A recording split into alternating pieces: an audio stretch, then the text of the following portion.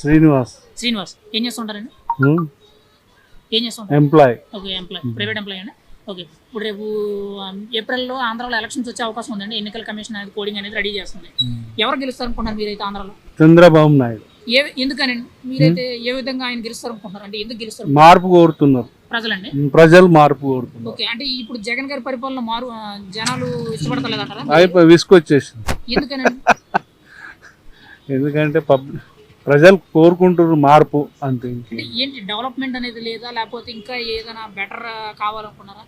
ఏ విధంగా? చంద్రబాబు నాయుడే డెవలప్ చేశాడు, ఓకే, ఇంకేం లేదు. ఎవ్వరు ఓకే. ఇప్పుడు జగన్ గారి ప్రభుత్వంలో డెవలప్మెంట్ అనేది ఏం కనిపించలేదు. ఏం లేదు, ఏం లేదంటే 99% ఉచిత హామీలు అనేవి మేము కంప్లీట్ చేసాము. ఎన్నికలు సిద్ధం అని చెప్పి నిన్న ఉచిత హామీలు ఎవరికి కావాలండి? జరిగిందని అన్నారు. ఉచిత హామీలు ఎవరు అవసరం లేదు. అవసరం లేదంట. డెవలప్మెంట్ కావాలి. డెవలప్మెంట్ అయితే ఏ విధంగా మీరు అనుకునేది? అంటే డెవలప్మెంట్ అంటే ఏ విధంగా డెవలప్మెంట్ జరగాలనుకున్నారండి? పరిశ్రమలు, ఓకే, ప్రతిదీ డెవలప్మెంట్.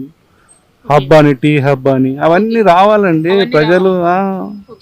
ఇప్పుడు చంద్రబాబు గారు గెలుస్తారు అంటున్నారు కదా, 100%. జనసేన టీడీపీ పొత్తు అనేది ఉంది కదా, ఎన్ని సీట్లు గెలుస్తారు అనుకుంటారు మీరు? జనసేన టీడీపీ అనేది 160 టోటల్లీ. ఓకే, 160 సీట్స్ అనేవి గెలుస్తారు వస్తున్నాయి.